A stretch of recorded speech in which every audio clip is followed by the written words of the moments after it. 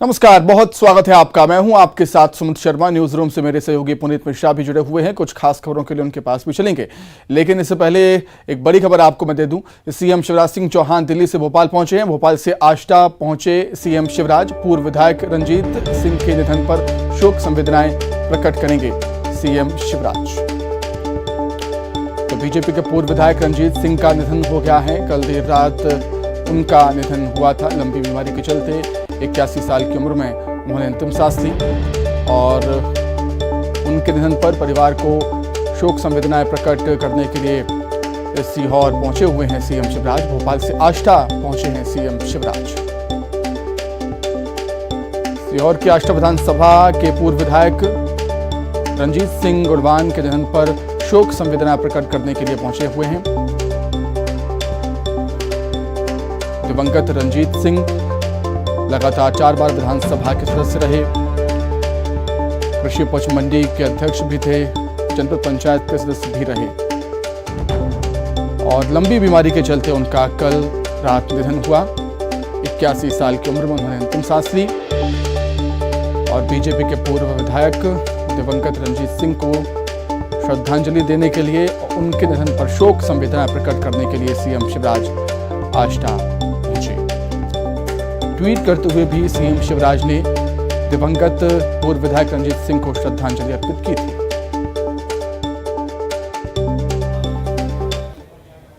और चलिए बढ़ते हैं आगे। और श्रावण का महीना चल रहा है, सावन का महीना, और दूसरा सोमवार है और दूसरे सोमवार पर बाबा महाकाल की सवारी उज्जैन में निकाली जा रही है। नगर भ्रमण पर बाबा महाकाल निकले हैं। पहले उन्हें गार्ड ऑफ ऑनर दिया जा रहा है और ये सीधी तस्वीरें उज्जैन से हम आपको दिखा रहे हैं, जहां पर नगर भ्रमण कर प्रजा का हाल जानने के लिए बाबा महाकाल सवारी पालकी में सवार होकर निकले हैं। तो श्रद्धालुओं का सैलाब नजर आ रहा है। कोविड के चलते बीते 2 सालों से सवारी निकल तो रही थी, लेकिन कई प्रतिबंध उस वक्त यहाँ पर चल रहे थे। लेकिन इस बार श्रद्धालु बाबा महाकाल के दर्शन करने के लिए पहुँचे हैं बड़ी संख्या में और ये सीधी तस्वीरें आपको हम दिखा रहे हैं। बाबा महाकाल की सवारी निकल चुकी है। रामघाट पहले जाएगी और उसके बाद नगर भ्रमण पर ये सवारी निकलेगी। तो हर तरफ जय महाकाल के नारे, जयकारे गुंजायमान हो रहे हैं और ये तस्वीरें आपको दिखा रहे हैं उज्जैन से सीधी तस्वीरें, लाइव तस्वीरें, जहां पर एक झलक पाने के लिए, अपने इष्ट की, अपने प्रभु की एक झलक पाने के लिए बड़ी संख्या में श्रद्धालु जो हैं वो इकट्ठा हुए हैं और दर्शन करना चाहते हैं। पालकी में सवार होकर बाबा महाकाल निकल चुके हैं मंदिर प्रांगण से। और गार्ड ऑफ ऑनर, सबसे पहले जब मंदिर प्रांगण से निकलते हैं तो सबसे पहले उन्हें गार्ड ऑफ ऑनर दिया जाता है और उसके देखिए आगे आगे पुलिस कर्मी चल रहे हैं और पीछे बाबा महाकाल की पालकी को थामे उनके भक्त चल रहे हैं। उज्जैन से ये सीधी तस्वीरें आपको हम दिखा रहे हैं। एक झलक दिख जाए उज्जैन के राजाधिराज बाबा महाकाल की, यही कामना लेकर दूर दूर से श्रद्धालु पहुंचते हैं और भव्य ये सवारी बाबा महाकाल की निकलती है। सीधी तस्वीरें आपको दिखा रहे हैं उज्जैन से, जहां पर बाबा महाकाल की सवारी निकल रही है। और श्रावण महीने का ये दूसरा सोमवार है। पूरे सावन के 4 सोमवार को ये सवारी निकलती है, उसके बाद भी सवारी निकाली जाती है। लेकिन सावन के महीने में सवारी जो निकाली जाती है उसका खासा महत्व होता है, क्योंकि भोलेनाथ का माह जो है वो सावन माह कहलाता है। देखिए यहाँ पर पालकी के बाद पूजन पालकी की हो रही है। ये सीधी तस्वीरें उज्जैन से हम आपको दिखा रहे हैं और बड़ी संख्या में श्रद्धालु, ये देखिए आप देख पाएंगे कि गार्ड ऑफ ऑनर देने के लिए जवान तैयार हैं और बस गार्ड ऑफ ऑनर देने की ये तैयारी। और अब उज्जैन के राजा जिन्हें कहा जाता है, राजाधिराज बाबा महाकाल हैं और अब उन्हें गार्ड ऑफ ऑनर देने की जो परंपरा रही है उसे निभाया जा रहा है।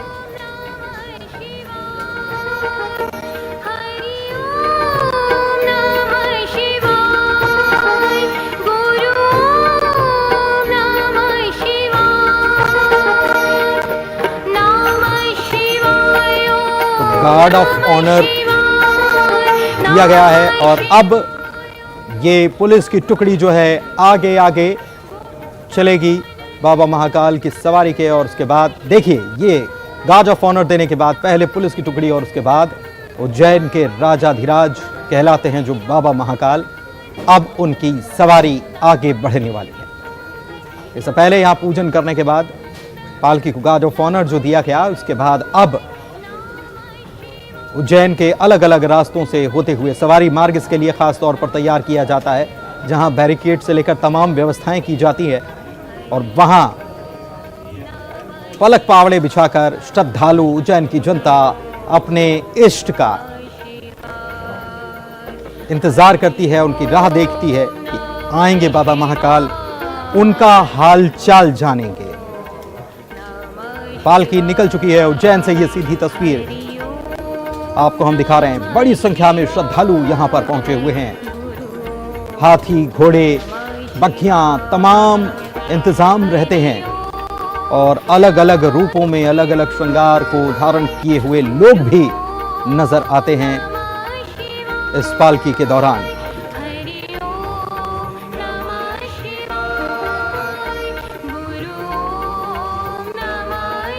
ओम नमः शिवाय। और देखिए ये पालकी जो निकल रही है, इसके पीछे हाथी पर भी निकाली जा रही है, प्रतिमा को बिठाकर महावत आगे बढ़ते हुए। दोनों ओर श्रद्धालुओं की लंबी कतार लगी हुई है।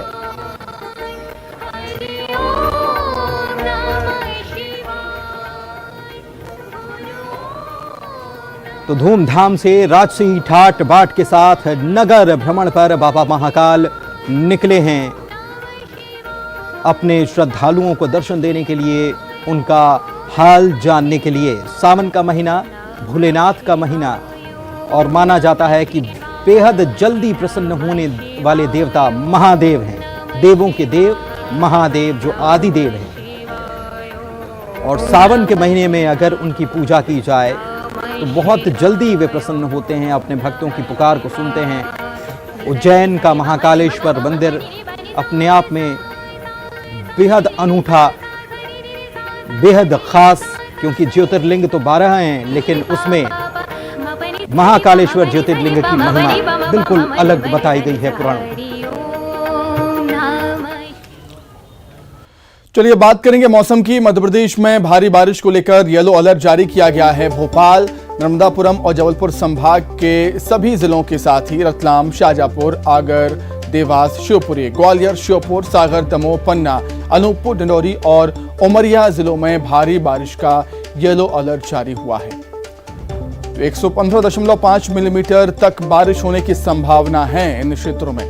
प्रदेश के कई जिलों में गरज चमक के साथ बिजली गिरने की आशंका भी है और राजधानी में कल से भारी बारिश का दौर राजधानी भोपाल में लगातार जारी।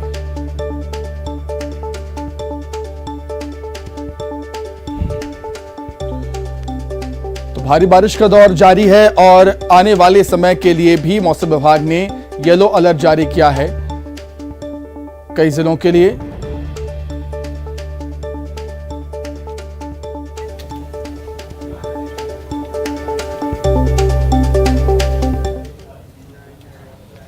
तो एक तरफ मौसम विभाग ने अलर्ट जारी कर दिया है, लेकिन इसके अलर्ट के पहले भी बारिश का दौर लगातार हो रहा है और इसकी वजह से कई शहरों के हालात, प्रदेश के कई शहरों के हालात जो हैं वो बिगड़े हुए हैं। 9 तस्वीरें आपको हम दिखा रहे हैं, जो मूसलाधार बारिश लगातार हो रही है उसकी वजह से हालात क्या बने।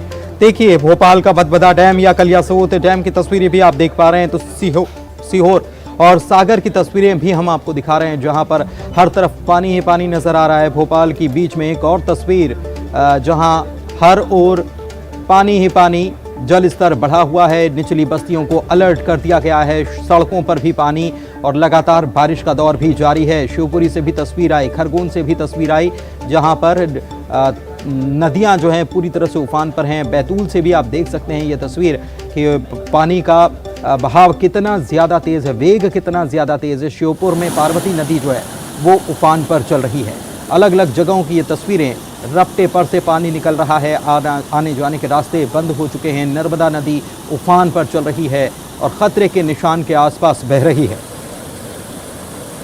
साथ तस्वीरें और आपको हम दिखाते हैं कि देखिए डैम के गेट खोलने पड़े हैं और उसके बाद कैसे पानी जो है वो अचानक से बढ़ा है। इस लिहाज से निचले इलाकों में अलर्ट जारी किया गया है। भोपाल की ही तस्वीर आपको 3 दिखाई दे रही होंगी, इसके अलावा खरगोन की तस्वीर भी है, नर्मदापुरम की तस्वीर भी आपको दिखा रहे हैं, बैतूल की तस्वीर आप देख सकते हैं। पारसडोह डैम जो है वहाँ की ओंकारेश्वर में भी गेट खोलने पड़े हैं और इसकी वजह से नर्मदा नदी में काफ़ी पानी है और उफान पर है। आसपास के जो क्षेत्र हैं, तटीय क्षेत्र जो हैं, वहाँ पर अलर्ट जारी कर दिया गया है। पारसडोह डैम के भी गेट जब खोले गए बैतूल में तो कितना अद्भुत नज़ारा यहाँ पर दिखाई दिया, ये तस्वीरें बताने के लिए काफ़ी हैं। कोलार डैम के भी गेट खोलने पड़े, तवा डैम के भी गेट खोलने पड़े हैं क्योंकि हर तरफ बारिश लगातार हो रही है। देजला देवड़ा बांध के भी गेट खोले गए हैं। इधर भोपाल के कलियासोत डैम का गेट जो खोला गया उसकी तस्वीरें भी हम आपको दिखा रहे हैं। यहाँ पर बेतवा नदी का जलस्तर अचानक से बढ़ा हुआ है। इसके बाद जिला प्रशासन ने विदिशा के नौलखी क्षेत्र के निचले हिस्से को खाली करा दिया है, जबकि मौके पर होमगार्ड और एसडीआरएफ की टीम को तैनात किया गया है। ये तस्वीरें बताने के लिए काफ़ी हैं कि मंदिर भी डूब चुके हैं और कई जगहों पर रास्ता भी बंद हो चुका है। दो तस्वीरें और अब आपको हम दिखाते हैं। बारिश से मचे हाहाकार के बाद कैसे लोगों के लिए परेशानी का सबब हुआ है। ये आसमान से बारिश नहीं, अब आफत बरस रही है। देखिए भोपाल और श्योपुर की ये दो तस्वीरें इस बात को बताने के लिए काफ़ी। राजधानी में कमर कमर तक पानी भर गया है कुछ क्षेत्रों में, ये बता रही है पहली तस्वीर। और दूसरी तस्वीर पार्वती नदी जो उफान पर है उसके बाद यहाँ पर क्या हालात बने हैं। पानी का वेग इतना ज़्यादा है। भदभदा डैम की भी अगर बात कर ली जाए भोपाल के, तो वहाँ पर भी गेट खोले गए हैं और उसके बाद वहाँ पर भी हर तरफ पानी ही पानी नज़र आ रहा है। देखिए भदभदा डैम के गेट जो खोले गए उसकी ये तस्वीर और यहाँ पर डैमों का जल स्तर बढ़ने के बाद देखिए उधर डिंडौरी की बात करें, डिंडौरी की हम बात करते हैं तो डिंडौरी में भी लगातार बारिश हो रही है और नर्मदा नदी पूरे उफान पर चल रही है। डिंडौरी की तस्वीरें भी हम आपको दिखा रहे हैं।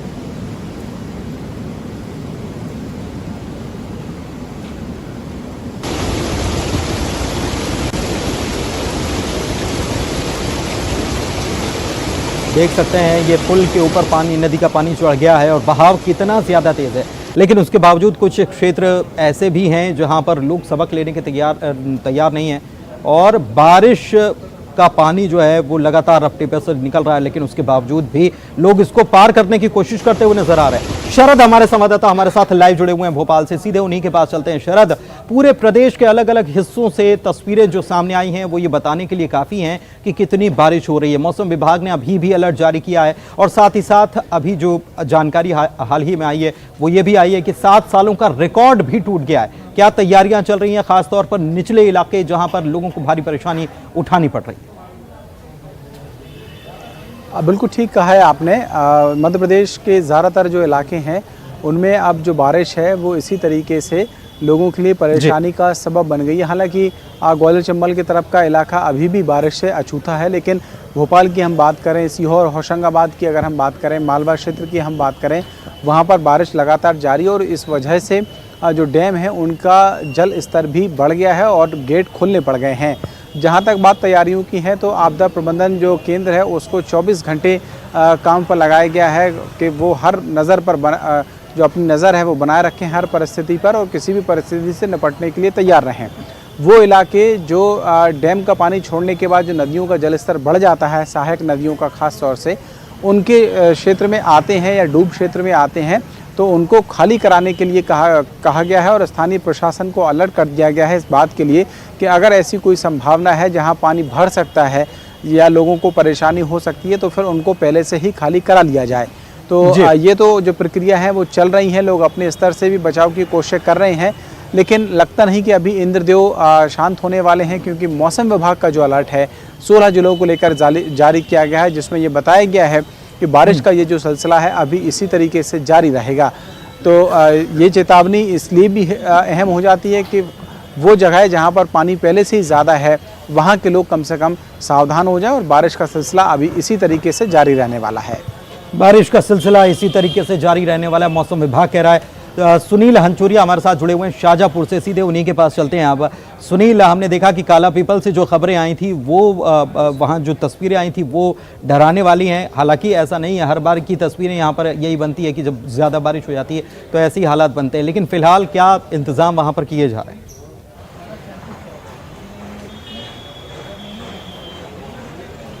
देखिए पुनीत, जब भी बारिश होती है तो दर्शकों तक हम इस तरीके की तस्वीरें पहुंचाते हैं, चाहे वो ग्रामीण गहरे पानी को पार करते हुए हों। ग्रामीण बताते कि उनकी मजबूरी है, प्रशासन कहता है कि नहीं, ये तरीका गलत है। हालांकि ये बात सही है कि ग्रामीणों की इस तरीके की लापरवाही के चलते आए दिन हादसे होते हैं। हमने दर्शकों को कल ही काला पीपल की देवरा खेड़ी की तस्वीरें दिखाई थी। इसी तरीके से हमने परसों तस्वीरें दिखाई थी कि किस तरीके से एक वाहन चालक ने, बस ड्राइवर ने जो है गहरे पानी में बस को उतार दिया था।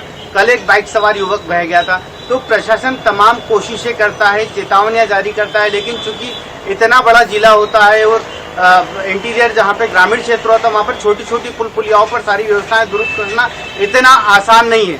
तो लोगों को भी जागरूक रहना पड़ेगा। और चूंकि लगातार बारिश चल रही है और नदी नाले उफान पर है, तो जो छोटी पुल पुलियाएं होती है वहाँ पर थोड़ी ही बारिश के बाद पानी आ जाता है और इसके बाद कई लोग जो है जल्दबाजी के चक्कर में इसे पार करने की कोशिश करते हैं और हादसे का शिकार होते हैं। तो लगातार शाहजहांपुर जिले में पिछले 3 दिनों से बारिश का दौर चल रहा है, जिसके चलते जनजीवन पूरी तरीके से प्रभावित हुआ है। खासकर ग्रामीण क्षेत्र में नदी नालों के ऊपर पानी आने की वजह से कई ग्रामीण क्षेत्रों का मुख्य सड़कों से संपर्क कटा है। और चूंकि जब जरूरी काम होता है, रोजमर्रा के काम के लिए उन्हें घरों से निकलना होता है, तो फिर कहीं ना कहीं वो थोड़ा सा इस खतरे को नजरअंदाज करते हुए गहरे पानी को पार करते हैं। और जब यही जो कोशिश होती है वो कहीं ना कहीं हादसे में तब्दील हो जाती है। तो फिलहाल लगातार पुनीत बारिश जारी है। प्रशासन लगातार मॉनिटरिंग कर रहा है कि कहीं पर भी जलभराव या बाढ़ जैसे हालात हो तो उसकी नियंत्रित किया जा सके। एसडीआरएफ की टीमें भी लगातार अलर्ट पे। हालांकि फिलहाल स्थिति नियंत्रण में, कहीं कोई ऐसी सूचना नहीं है, लेकिन लगातार बारिश के चलते नदी नाले जरूर उफान पर हैं। ठीक है, एक बार फिर से शरद के पास चलते हैं। शरद, बाढ़ आपदा प्रबंधन जो है उसकी क्या तैयारी है? क्योंकि मौसम विभाग कह रहा है कि बारिश अभी और होगी। 7 साल का पहले ही रिकॉर्ड टूट चुका है, यानी कि और अभी खतरा टला नहीं है और गंभीर स्थिति भी बन सकती है। बिल्कुल, देखिए, अगर बारिश का दौर इसी तरीके से जारी रहता है तो फिर निश्चित तौर पर ये जो स्थिति है ऐसी ही, इससे ज़्यादा और भी खराब हो सकती है। जहाँ तक बात तैयारियों की है तो देखिए कहीं ना कहीं तैयारियों में लापरवाही तो रहती है। प्रशासनिक स्तर पर जब ऐसी परिस्थिति बन जाती है कि पानी का जो जल भराव है वो बढ़ने लगता है, निचली बस्तियों में पानी भरने लगता है, तब जो सिस्टम है पूरा एक्टिव होता है और तब जागता है और फिर ये दावे किए जाते हैं कि अब व्यवस्थाओं को दुरुस्त कर लिया जाएगा, किसी तरीके की कोई परेशानी नहीं होने दी जाएगी। ये जानते हुए कि बारिश ज़्यादा होती है, ख़ास तौर से अगर हम भोपाल की बात करें या यहाँ आसपास का जो इलाका है, मालवा का इलाका है, महाकौशल का इलाका है, यहाँ पर बारिश ज़्यादा होती है, तो तैयारियां भी पहले से अगर उसी स्तर पर दुरुस्त की जाए तो शायद उतनी परेशानी ना हो लोगों को जितनी अब होने लगती है। अभी हम देख रहे हैं कि कई जगहों पर सड़कों की स्थिति इतनी ख़राब हो गई है कि आम लोगों को चलना मुश्किल हो गया है, जबकि ये निर्देश दिए जाते हैं कि जो संधारण का कार्य है वो बारिश से पहले ही कर लिया जाना चाहिए। लेकिन एक तो गुणवत्ता खराब और फिर उसके ऊपर से समय पर उनका रखरखाव ना होना, ये बहुत सारी ऐसी चीज़ें हैं जो एक साथ हो जाती हैं और फिर लोगों की परेशानी जो है बढ़ जाती है जब बारिश लगातार होती रहती है। तो निश्चित ही परेशानी बढ़ सकती है अगर इसी तरीके से बारिश का सिलसिला जारी रहता है तो। चलिए, परेशानी बढ़ सकती है और ऐसे में सभी को सजग रहने की जरूरत है। बहुत शुक्रिया सुनील आपका और शरद आपका इस जानकारी को देने के लिए। अब बात कुछ और खबरों की। नर्मदापुरम के सिवनी मालवा के छात्र निशांक राठौर की मौत को लेकर सस्पेंस बरकरार है। छात्र भोपाल में रहकर पढ़ाई कर रहा था। छात्र का बरखेड़ा में रेलवे ट्रैक पर शव मिला था। छात्र के पिता का कहना है कि उनका बेटा सुसाइड नहीं कर सकता। मृतक छात्र के पिता का कहना है कि उनके बेटे के फोन नंबर से ही धमकी भरा मैसेज आया था।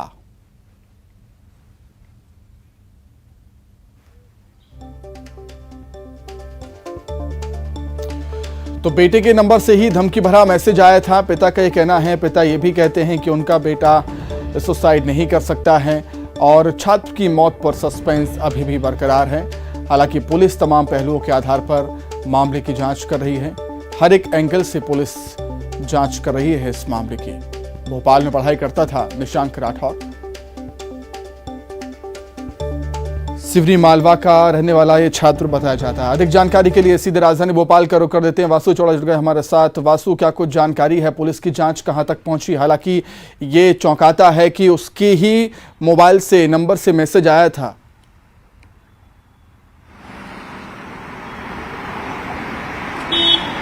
बिल्कुल सुमित, देखिए ये जो छात्र है जिसकी मौत हुई है, जिसका नाम निशांक राठौर बताया जा रहा है, अभी तक किस तरीके से किन हालातों में मौत हुई है इसकी पुष्टि नहीं हो पाई है।